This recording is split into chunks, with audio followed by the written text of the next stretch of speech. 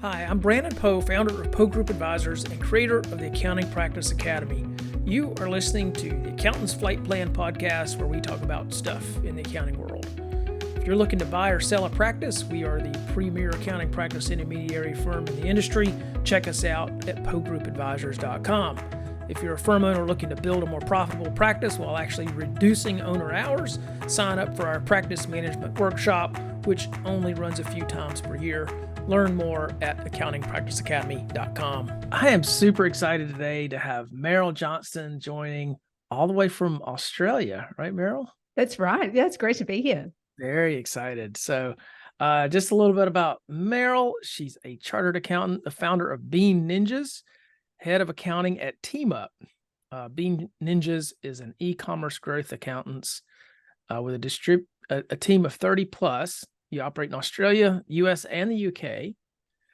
And Merrill stepped into a part-time advisor role at Bean Ninjas and has a leadership team running day-to-day.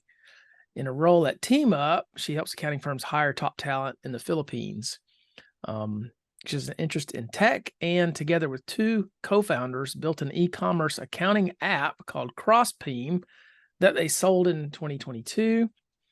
I love you like to move and shake with your career. I like that. She also enjoys talking to accountants on her podcast, The Lifestyle Accountant Show. And on the weekends, she can be found surfing at a local Gold Coast beach or hanging out with her partner and two daughters. Welcome, Meryl. Yeah, thanks. It's great to be here. Lovely. Well, I like our audience to get to know you a little bit better. Tell us a little bit about your background, how you started your career, and how you ended up where you are now. Yeah, well, so I come from a long line of accountants. So my mum is a chartered accountant. My grandma studied a commerce degree. I have an auntie that's an accountant. So I was always interested in numbers, but I was actually more interested in business. So my parents ran a small business together, and we'd have conversations around the dinner table about contract negotiation, how my dad was bringing in work. And so I was always interested in that. And from a young age, I always wanted to own and run businesses. And I started my first business when I was 18, which was a tennis coaching business. That was the only skill I had to sell at the time.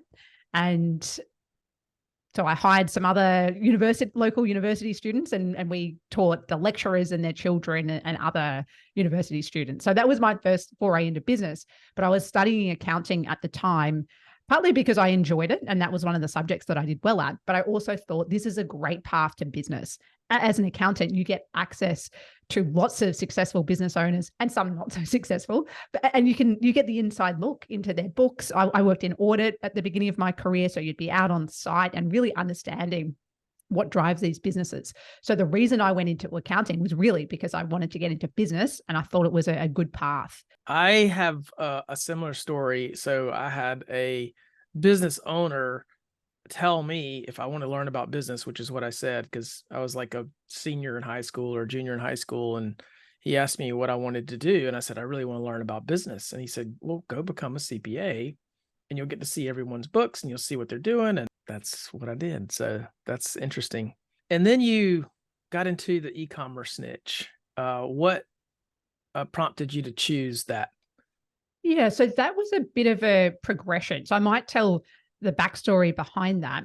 So I'd had this desire to I wanted to own and operate businesses, but I actually worked as an accountant in public practice and then also in the finance team of a large company in Australia for about 10 years. So I was building my skill set, thinking about what to do. And then I eventually had enough of that. I wanted to surf more and travel. So I left, quit my job, didn't have anything to go to. And one way to earn an income was for me to do consulting. So I was doing accounting software implementations. And I found that business hard to scale. And so that was when I started Bean Ninjas, which I reverse engineered what I wanted in a business. So I wanted recurring revenue. So some kind of task that needs to happen regularly, like bookkeeping. I wanted something that could be done globally, and bookkeeping is easier to do than taxes on a international scale, systemized so I could build a team and not related to my personal expertise as an accountant after the consulting business, which was hard to scale. So that was the origin story of Bean Ninjas. And we didn't have any kind of industry niche to start with. our positioning back then, almost 9 years ago, was that we had fixed fees on our website, 3 different pricing tiers, and you can pick one of those and off you go, which now I think is fairly common to price like that and bill on the first of the month by direct debit, but it wasn't back then. So that was what differentiated us. But we were working with all different kinds of clients. We had lawyers, we had sign writers, just all different kinds of industries. And then about a year in, we realized, oh, what makes us different? Well, we're attracting a lot of online businesses, and there's complications with people selling internationally. Not a lot of bookkeepers know about PayPal and Stripe and how to reconcile these different currencies. So we were getting a lot of referrals for those kind of businesses where their friend who owned a similar online business would say, oh, go and talk to P-Ninjas. They know how to figure this out because your current bookkeeper's making a mess of it. And then so e-commerce is a segment within online businesses. So we were working with software companies, course businesses, and e-commerce. I define that as selling physical products rather than a digital product. So it's something that needs to be in a warehouse and you can pick up and hold it. And so there's inventory accounting, cost of sales. Again, it was a complicated area that we built expertise in. So, but it was a gradual transition. So it probably took us 5 years to change the tagline on our website from Being Ninjas Fixed Fee Bookkeeping to Being Ninjas Bookkeeping for Online Businesses to Being Ninjas E-commerce Growth Accountants. that probably took us 5 years to gradually get more and more narrow and more narrow. We had actually made the decision to specialize in e-commerce probably 18 months before we actually changed all of our branding. So we were behind the scenes working on that, but we didn't have the guts to change all of our branding. We wanted to think that through. I can talk through how we picked the e-commerce niche if you like, but that's a bit of the story of how it wasn't just a day one decision. It took us many years to get to that point. Well, we actually see a lot of, especially cloud firms that are niched down. And then I talk to practitioners who have a general practice, but they might have an area of focus. And it's so scary for people to just eliminate the other stuff. And I'm like, well, you're actually going to tap into something that will help you grow even faster when you niche. And it's hard for people to make that leap because did you find that to be a scary, I mean, it sounds like you did with the kind of. We were worried about it because we had some great clients that weren't e-commerce, some that have been with us from the beginning. And so we were worried, well, is that going to impact our relationship with them? If they see all of our branding and our messaging is all about e-commerce, that's what we're talking about on our email newsletter. And then they realize they don't fit that profile. Will they leave? Is it going to damage the relationship? Will they stop referring work to us? So we were fairly cautious with that.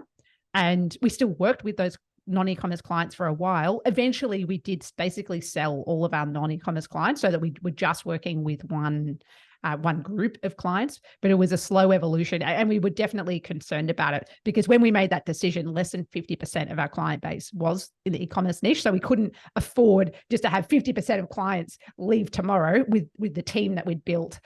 So we were worried, but it worked out. It worked out fine.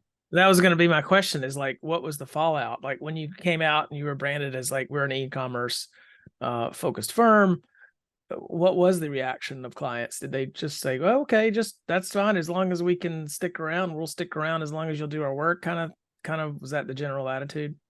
Yeah, I think we even had a couple of comments of people saying, oh, hey, are you still doing my kind of business as well? And the answer was yes at that time. And it changed a couple of years later. But there wasn't, so we only had a couple of comments. I mean, maybe people were thinking things and not saying anything, or I think they were just busy running their business and they weren't hopping on our website all the time or following our social media posts on LinkedIn.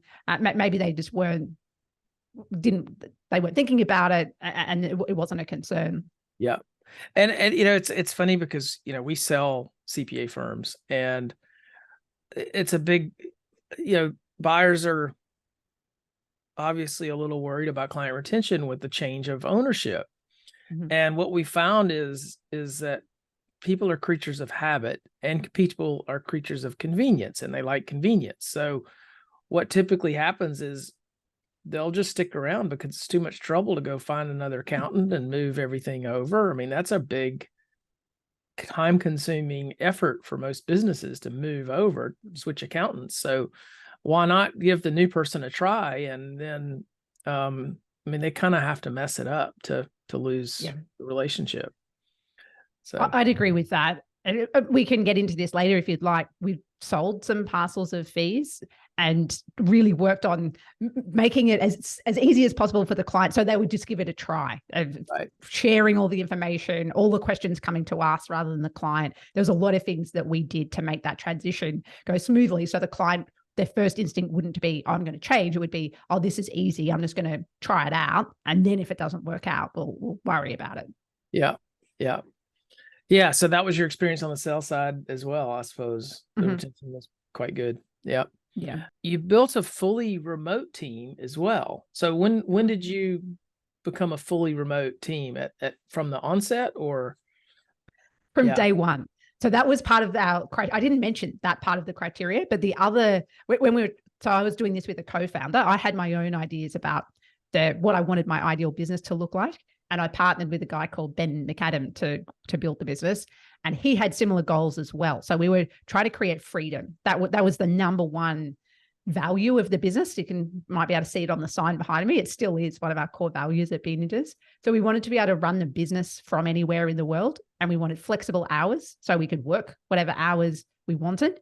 And then we were also trying to create financial freedom so that we had the choice where we could work a 20-hour work week or we could, as you can see, I like working on other projects. So we had the space to work on other things. So that was the vision from day one. So we lived in different cities. So it was fully remote from the beginning. I love that you had these like very specific desires. You wanted the business to do things for you, to allow you to have the life that you wanted.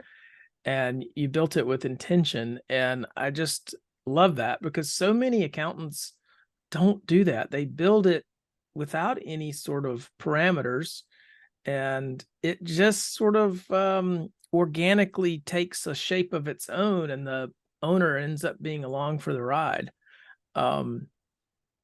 I see that happen a lot, but particularly if someone's not intentional about a niche or attracting their ideal client and they just take anybody that walks through the door and then they get more and more referrals from word of mouth through those kind of clients. And then they end up with a client base that they weren't intentional about offering services. They weren't intentional about, it just kind of happened and they allowed it to happen instead of saying, this is what I want and then going after it. It's like, if you're building a garden and you just go out with a bundle of mixed seeds and just throw them out in the dirt and then you get this sort of like crazy garden and that works for a while, but then you start pulling your hair out trying to manage this crazy garden that you've got. So I guess what were the challenges of building that remote team? Were there some early challenges? Like what I see is businesses will grow and then they'll kind of hit this area where like, oh man, I'm stuck. And how do I get unstuck? And then you figure out the breakthrough and then you do it again. And then you get stuck again at another phase. Like what were some of those blocked points of growth? So that was exactly our story. So because we were growing very fast. So we'd grow and then everything would break and we'd get some bad feedback from clients or some team member would quit. And I say, oh my goodness, what's going on? We need to work on systems. We need to relook at things. So we'd plateau for a bit. We'd slow down marketing and then we'd fix it and then go again. So I can remember we went from 0 to 100,000 in revenue in 8 months, which might not sound much, except that we only put $500 into the business. So we own each, so 1,000 in total. So the only money we had to spend on marketing or anything was money that we were earning. So I felt like that was, if we'd put money in at the start, maybe that could have been faster, but we were on that kind of growth rate, but we didn't know anything. We were accountants who hadn't done bookkeeping before. So we had to learn how to do bookkeeping. It was my first time hiring people. I'd managed people, but not hired before. So we're doing that. I'd never done marketing or sales. So there was a lot of things that we had to figure out. But I think a lot of our challenges were on the team side. And so we were a remote team from the beginning. So we were, in the early days, we were hiring contractors in Australia. So they were bookkeepers. They were in Australia, the profile of a typical bookkeeper was usually a woman with some teenagers or grown-up children wanting to work part-time, probably also running their own bookkeeping business on the side with some clients. And so we initially started hiring people like that. And I think in the early days, we probably had about 12 bookkeepers like that. And I was, or my business partner, and then I was managing them. And that was very difficult because they were working odd hours. It was hard to build team culture. Everybody was online at different times, but also only part-time. If something went wrong with the payroll and that bookkeeper might not be online to fix it, so then I'd have to jump in. So that was one of our early challenges in managing a team of contractors who weren't fully committed to the business. So then we switched over to employees where we were trying to hire people who were committed to our business. We were their main priority, not just a way to earn a bit of side income. And that really changed things for us. But also it's quite an expensive mistake to make if you hire an employee that doesn't work out. Yeah. So probably a pivotal moment for us was deciding to hire in the Philippines, because that was when we could get people working a 40-hour work week, concentrating on being ninjas, available to handle things if something popped up, and really focus on building a team culture. But that happened a little bit later on. We did the contractor thing for a while, and I suppose that's all we could afford in the beginning. We didn't have a lot of working capital around to hire full-time employees. Yeah. Have you looked at your practice the way a buyer would? It's easy to lose sight of the bigger picture when buried in the finer details. With the lessons within our latest book, How to Prepare Your CPA Firm for a Sale, you'll learn to build upon your firm's success and make your firm more enjoyable for you and your staff or a future buyer. Go to pogroupadvisors.com/prepare for your free copy. If you own a CPA practice, you're no stranger to the grind. It's easy to get so buried in work that you lose sight of the bigger picture. Oftentimes, in order to improve, we need to change our point of view. Accounting Practice Academy by Poe Group Advisors gives you that fresh perspective, so you can achieve success on your terms. This virtual workshop gives you the tools and mindsets to grow your bottom line and make your firm less owner dependent. You'll use your firm's data to zoom out and see your challenges and opportunities with amazing clarity. Most APA members come to realize that pruning their clients and doing less will actually generate more income. Poe Group Advisors has sold hundreds of accounting practices. We know that the firms that are the easiest to operate are also the most valuable ones in the marketplace. APA is the only workshop built from that mergers and acquisitions perspective, which means our members build more valuable practices. Create a better practice for you and your employees to enjoy, or build it to sell. The choice is yours. You launched your business and found your first client in 7 days. Can you share that story? Yeah, absolutely. We both, my co-founder and I, were interested in startup methodology. So we'd read about Lean Startup. I'd gone along to a startup weekend, which is about trying to launch something in a weekend. And then we'd also read a book called The 7-Day Startup by Dan Norris, which is how do you launch, not a tech business, but how do you do this with a service business? And so we followed the methodology in that book. So Ben flew to the Gold Coast to meet me, and our goal was to launch the business. So we had to come up with we did our own logo. It looks awful, but it was enough. Built a website, came up with our fixed fee bookkeeping packages, and then just did everything we could to get a customer in that first week, given that we didn't really have a network or any social proof because we didn't have any other testimonials or anything like that. But we did. So we got our first customer from a Facebook group that was the 7-Day Startup Facebook group. So we were talking about our journey of, hey, we're launching this business in this style. Other people were launching 7-day startups too. Does anyone need help with their bookkeeping? And it happened that there was someone in there who wanted to support what we were doing, needed help. And so that's where we got our first customer. Perfect. You got somebody kind of like-minded probably. So that was awesome. How long did they stay as a client? Do you remember? I think they still are now. They've been, so that's coming up 9 years. Wow. And did he or she grow the company really well? Yeah. And built multiple things because it was a service type business in the education space. Then he went and built an app a community. So because he was very entrepreneurial, he was a teacher, but an entrepreneurial one. So he built a whole lot of different products for educators. And so that's not e-commerce. So he transitioned to, I suppose, a sister business of ours that does non-e-commerce clients. Awesome. Yeah. So I don't know for sure now because I'm not involved in the day-to-day, but I think that is still a client.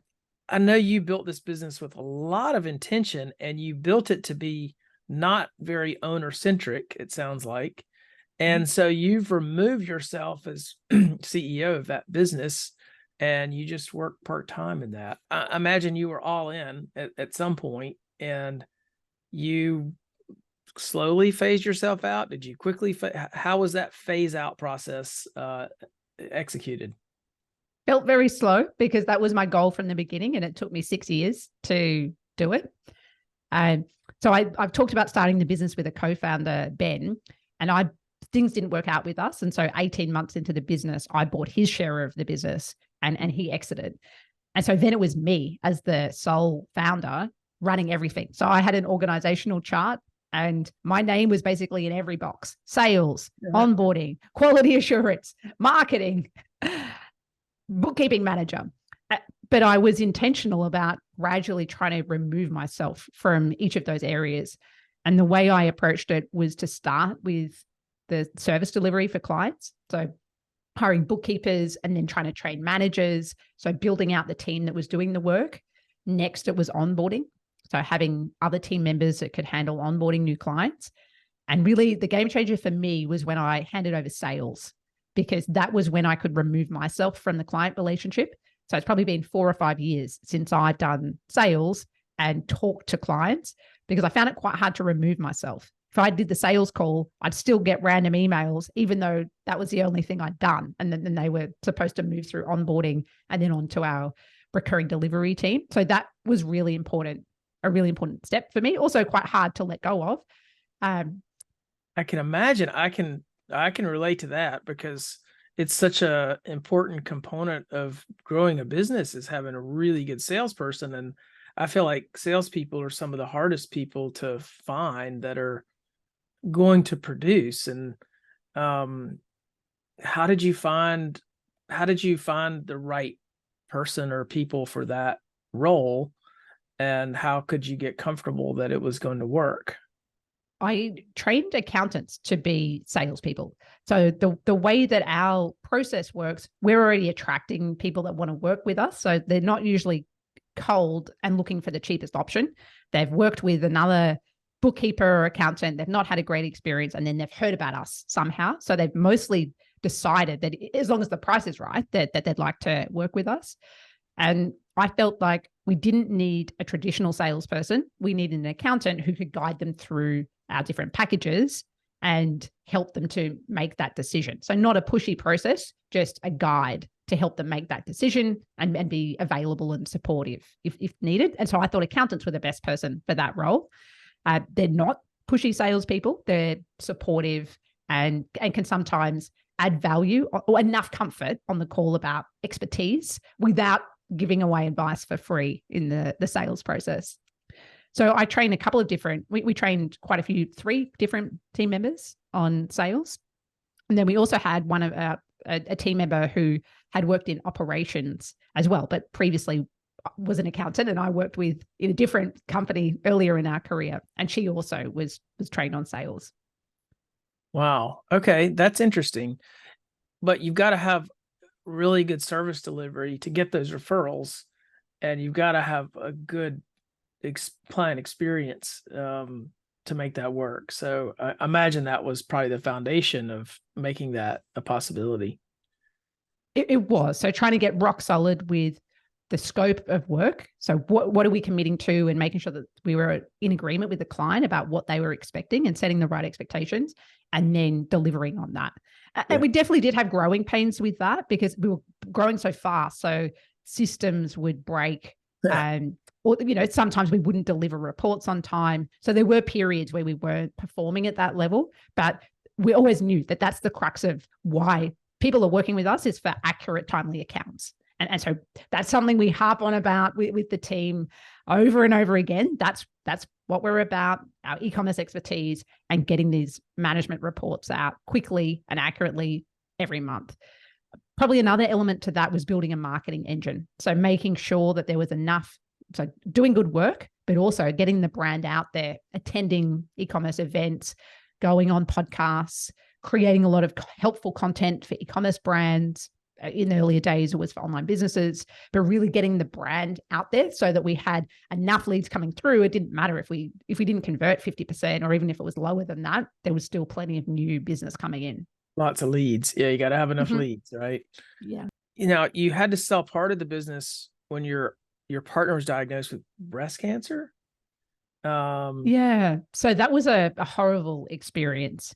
And luckily, Tracy is fine now. So she's been through her treatment and she's made a full recovery. But that was a surprise. So that came completely out of the blue. So Tracy owned an e-commerce accounting firm in Australia and merged with Bean Ninjas to become Bean Ninjas Australia. And so we were working on that transition. My role was to implant all of the Bean Ninjas systems into her business, train the team. And so we were partway through that process of that systemization. It definitely was taking longer than either of us thought. And that my goal was to help her be in a position like me where I wasn't needed day to day in the business. So that's what we were working towards, but we hadn't got there yet when she had the cancer diagnosis.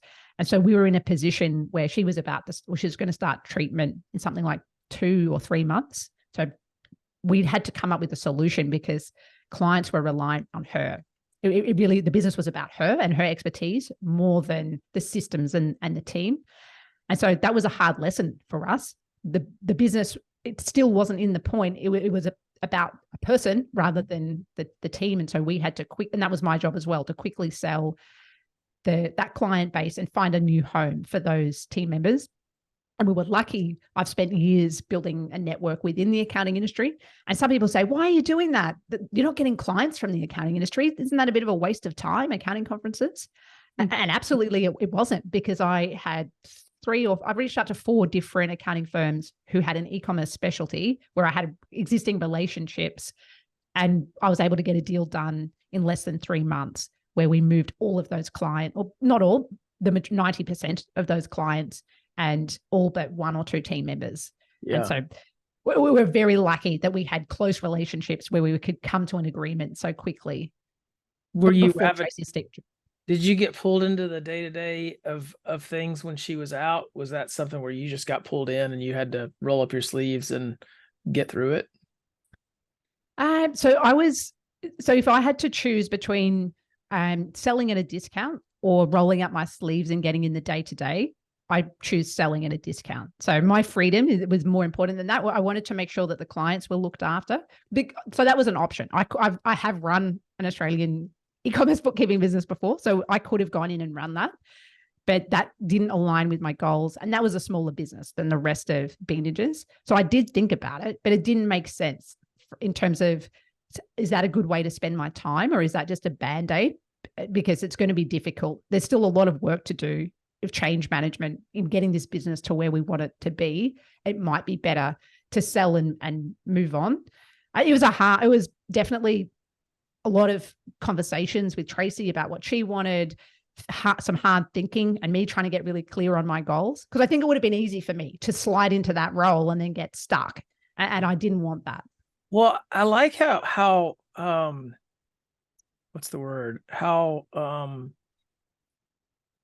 How you stick to your goals, and you had these set, you set these goals for a reason. You obviously thought a lot about them. You put a lot of thought into the parameters. And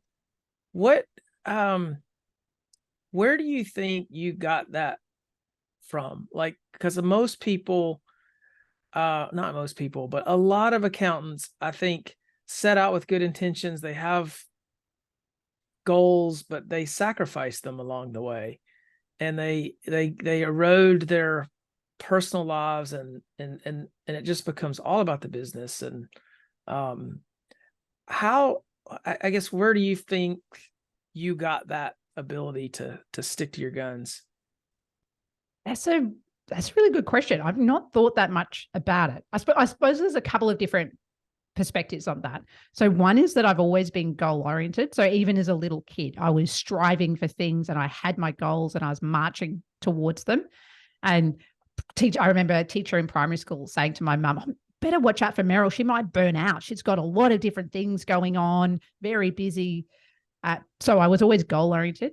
But I think part of it is watching how my dad built his life.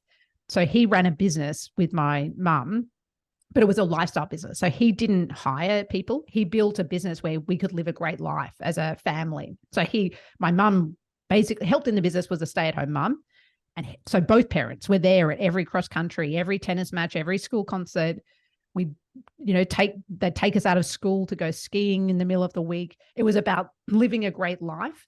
And he didn't think about what other people thought. He knew he didn't care about having a fancy car or other things like that. He wanted to have time and adventures with his family. And so that's what he wanted. And so he went after it and achieved it, even though it was a non-traditional path and it was different to what other people were doing.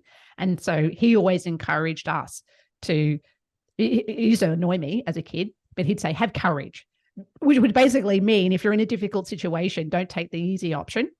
You don't always have to please people. You need to work out what you value. And then he'd normally say it when I was not being courageous. And so that's why it's very annoying to hear it.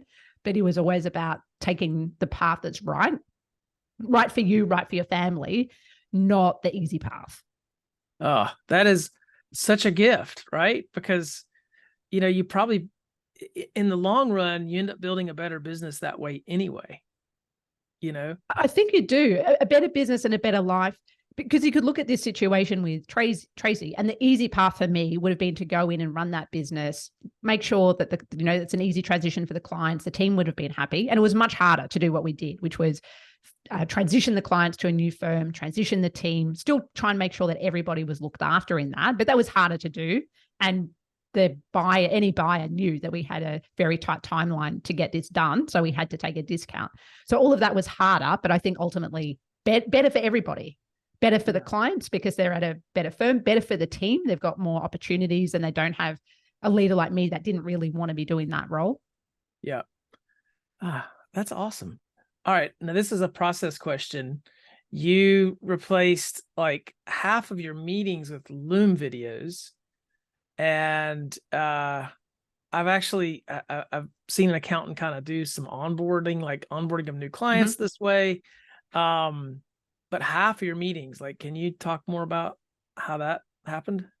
Yes. So this was a couple of years ago. And this probably goes back to there's pros and cons, but doing this aligned with my values of freedom and not having my calendar filled with meetings where I have to be somewhere at a set time.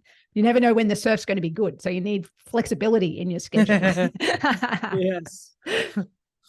So I use Loom videos as a replacement. We've replaced lots of meetings, but I'll give some examples. So sometimes we would do, send a proposal. So back when I was doing sales, I would record a Loom video of me walking through the proposal with questions that I thought might come up that's not easy to actually put in the proposal. So we follow EOS from the book Traction. And so part of that is having a weekly level 10 meeting where you go through a scorecard and there's a lot of information I don't think that you need to be in the meeting for. And so we replace part of that meeting with a video. So every Tuesday morning, I get our weekly scorecard with all of our metrics, new customers that have come in, client churn, bank account balances, accounts receivable, all the metrics I want to know every week about how the business is performing. But I get that in a 3-minute video instead of having to sit in the meeting. So basically anything where it's a status update, I feel like that could be a video. So I'm involved in a new business called TeamUp, where my role is head of accounting. So I'm kind of like a brand ambassador. I'm only part-time in that business. And I'm in a different time zone. I'm based in Australia. The founder's based in the US. And for us to have calls, that probably means I can't surf that morning or I can't exercise if I've got to do an early call before 9 a.m. And so instead, we do have calls occasionally, but each week we record an update video to each other. So I'll say, this is what my focus is for this quarter. And I have that at the top. So every week I'm reminded about the focus that we agreed on. These were my wins. This was a roadblock or challenge that happened. Sometimes there's not. This is what I said I was going to do this week, and this is what I've done. And then this is what I'm committing to doing next week. And this is why I think it's important. And so that's accountability, as well as giving my thought process around why I think this is a priority, or why I'm putting that into maintenance mode to focus on this other thing. And so, I mean, they're just a few examples, but basically any meeting you could think about, do we need to be online at the same time? Or could we do these videos back and forth?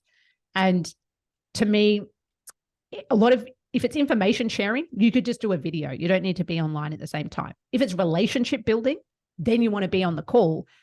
And so with one of my business partners, Wayne, when we have a call, we get to talk about family. We're not giving updates on projects. We get to talk about fun things or big strategies, because we're not wasting time on that call saying, hey, did you do this? Are you on track for this particular line item for the quarter?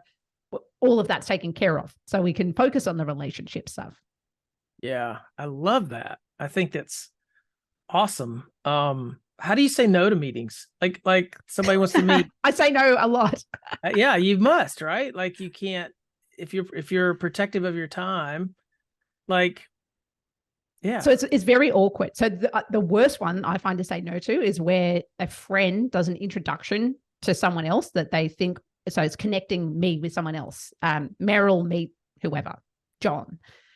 And so then it's a friend, so I don't want to let them down. But normally what I do is go straight to a Loom video. So I'll get the introduction. I'll reply back to the email, say, thanks so much. I'll do a video. So I'll do a bit of research on the person, check them out on LinkedIn. It looks interesting, what you're doing, this and that. Here's a little bit about me. I'd love to hear back from you via Loom. I've got a young family, so scheduling calls is tricky. Why don't we try and do this via email and Loom? So I try and get it straight to email and Loom rather than the default being set up a call. And then sometimes you do need to take a call, but that's not my default. Because again, the easy thing is just to say, oh, great to meet you. Here's my calendar, schedule a time. Sometimes it is important to do that. So, I mean, I don't say no every time, but I am fairly selective, or try and push to email and Loom first. Yeah. Well, that's cool. It's a cool use of Loom, right? Because it's a little more personal than an email. It's a little more thoughtful than an email, but you're not tying up your schedule. And Yes. those Calendly links, Calendly is a great app, but boy, it's really easy to give those links out. And man, you can really get some things thrown at you like, why did I send that link? I find it can ruin my day, because all of a sudden I've got one meeting, I've got gaps where I can get some really focused, great work done. And then there's one random call for half an hour right in the middle of the afternoon. So I don't actually like giving out my link. And then because I like to try and batch things. So I'm thinking about, okay, Tuesdays I do the podcast, or this particular day I do this other thing. And so having random calls really makes it hard to do that deep focused work, which I think that focused work is what really drives change and progress. I agree. I actually have days blocked where I won't take meetings. And that way, those days are totally free to do the things that I need to do to focus. And I do the same. So I have Mondays. And so I love Mondays because I get in and then I get most of my important work done for the week with no interruptions. There's no time I have to get to the office in the morning. And then Fridays, I occasionally do meetings, but I really try hard not to. And then Friday mornings is for surfing or mountain biking or something fun. And then I normally do some easier work on a Friday, but at least there's nothing scheduled. So I love it. I highly recommend having a day or more with no meetings. Yeah. I always start my Mondays. I like to go to a coffee shop. I just like the buzz of a coffee shop, and there's people around, and that's where I plan my week. I take a couple of hours, go there, plan my week. It's I get all my ducks in a row. I plan when I'm going to go to the gym, like everything's, it's just really nice that works for me. All right. Well, we're kind of moving up to sort of some, a few like rapid fire questions I've got for you. So what is a book that either you're reading or recently have read that really struck you that you could share with our audience? I've read a lot of business books. You might be able to see in the bookcase behind. I probably read 30 or 40 business books. I haven't been doing as much reading recently, but there's probably 2 books that impacted me the most. One's called Built to Sell. Yep. And that's a book about a service business owner. Yes. Yeah. That's an amazing book, particularly for people running services, about how you sell and how you define your product. And then the other one was called Traction by Gino Wickman with the Entrepreneur's Operating System, which was foundational for me, having not really known how to run a business, how to get structure, how to build rhythms within the business. So they're books I probably read 5 years ago, but I'd say had the biggest impact on shaping how I run a business. Yeah, we run on EOS as well. It's just a great structure. I mean, it's so simple. Structure doesn't have to be complicated. It can be quite simple, but you need it, right? Yeah. It's sets you free. It's the freedom. What do you think are the biggest challenges in accounting right now? I think the attractiveness of the profession. It's something I'm actually working on. So I'm part of Chartered Accountants Australia New Zealand Council. And so this is one of the topics that we're talking about, of how can we help as fellow professionals to try and make the profession more attractive? Because in Australia, and I think it's the same in the US, there's less accounting students coming through. So less people doing the degree, less people studying the Chartered Accounting program, less people taking graduate positions. And so it's really creating a skills shortage that we're feeling at the moment. Yep. So, but part of that, I go out to speak at high schools, and I try and speak to year 10 or year 11. So a couple of years before finishing, about careers in the, it doesn't have to be boring. There's amazing career opportunities in accounting. So that's one of the things I do to try and help encourage more people into the profession and change the perception a little bit. Well, if more people went out and built cool businesses like you have, and then you have this model like, look, I can surf on Fridays, I can do these things. You don't have to build the business around yourself. Like, that's what we're trying to do too. We've got our Accounting Practice Academy, and I think accountants in public practice need to get it together so that people will want to come into this business. Yes. Absolutely. I was just chatting with a friend on my podcast earlier this week, and we were remembering what it was like as a graduate. And she was a young mum when she was going through the CA program. So she was working, studying, and raising a family. And we were remembering how if you wanted to leave at 10 to 5, you had to get permission to leave the office before 5 p.m. to race off to get the kids from childcare. I think a lot has improved since then. Yeah. But in some ways, we still have some of that rigidity, and we need to move to flexibility and making it interesting. Well, and the long hours too. I know in the US, I mean, when I started at E&Y in the audit side, and they worked us like dogs. I mean, we were working 6-7 days a week. And, it's, I remember I was on an audit in near Atlanta, Georgia, and I was working on a Sunday, and we got out at like 5, and we're like, oh man, we got the whole day, the whole afternoon. I'm like, wait a minute, it's Sunday. Like they shouldn't even be here at all. I worked in audit too. And so I remember, all right, cancel your plans. It's dinner in the office for everybody this week, or out at the client's office during we called it busy season. Weekends, nights. Yeah. Yeah. It was, I mean, I'm glad I know how to work. I know how to turn it on if I need to, but man, yeah, that kind of turned me off of public practice. It got me out sooner rather than later.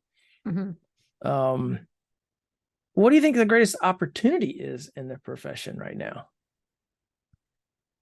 Well, I think there's some interesting things happening. So we've had the cloud movement, which I think started with Xero, Australia and New Zealand, out of Australia and New Zealand. I love Xero. I love Xero. Yeah. So that really changed things, I think, over the last decade in how we run our firms with cloud practices, with remote teams or global teams, and being able to do things like niche because you can work with clients outside of your local area. I think AI is going to be really interesting, particularly in just helping people to improve their output. rather than taking over our jobs, but you'll be able to produce a lot more because it can help in writing emails, in doing some of the accounting. So I think that'll be interesting. We're probably going to see some consolidation because there's older accountants who are at that retirement age. So how that plays out, whether it's bigger firms buying up or whether younger people are starting their own firms, are you going to get a good price if you're selling, because it's not as hard to start your own practice these days. So in Australia, we're talking about a shortage of accountants, a shortage of people running practices. And what does that do to supply and demand? Does that mean that accounting services are going to get more and more expensive because people are just turning away clients and saying, nope, not taking any more clients, we're full capacity. And so the clients have to keep looking around, trying to find someone that will do their work. I can answer that. It definitely should result in price increases. It should. And you know what? It'll be a good thing, because if the salaries go up accordingly, then we can pull more people into the profession with attractive salaries. Yeah. And it might be the shakeup we need, just for there to be a shortage, for businesses to feel the pinch of, oh, it's really hard to get an accountant, their prices have gone up. And then all of that evolves into the firms being able to offer better salaries because there's more money to play with. Right. Yeah. Yeah. If you own a firm, you owe it to yourself to go up on your prices and raise your salaries for your team. That's if you take away one thing from this podcast, do that. Well, Meryl, this has been absolutely awesome. Is there anything else you want to share before we close? I know definitely want to share how people can best follow you or connect with you online, but anything else? Well, I think we've covered a broad range of topics, but if I had one message outside of increase your prices, then it would be take some time for yourself to go and reflect on what you want personally. So then you can shape your business around that. And I recommend doing a founders retreat. So I used to, it's hard with young kids to do it quarterly, but I used to try and go away for a night or two once a quarter and just go and think. So not be on my laptop, not be on the internet, and just really thinking about and reflecting how to the quarter gone, where do I want to be? Am I in alignment? And then am I making the right decisions in my business to help me achieve that?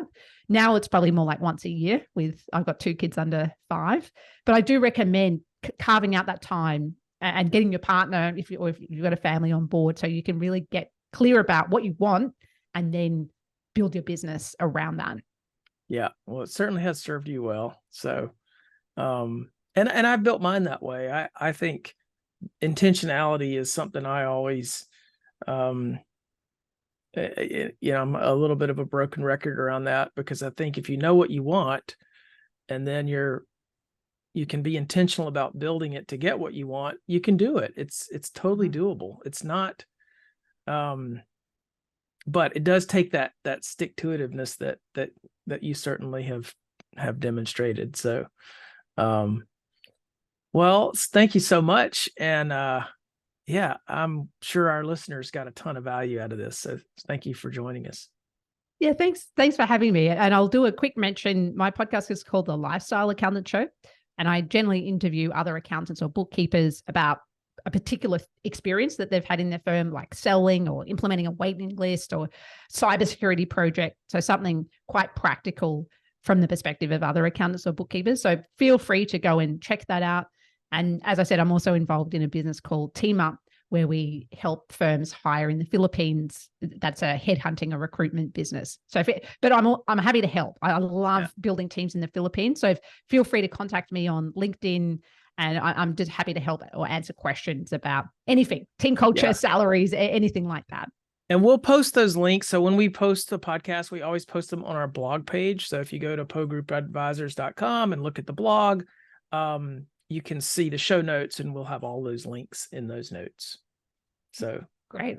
Thank you so much. Thanks for having me. Thanks for listening to the Accountant's Flight Plan podcast. If you like what you heard today, please follow us so that you can get updates when new episodes are released, and share our podcast with your friends and colleagues. You can also follow Poe Group Advisors on social media. Please visit our website for more information at pogroupadvisors.com.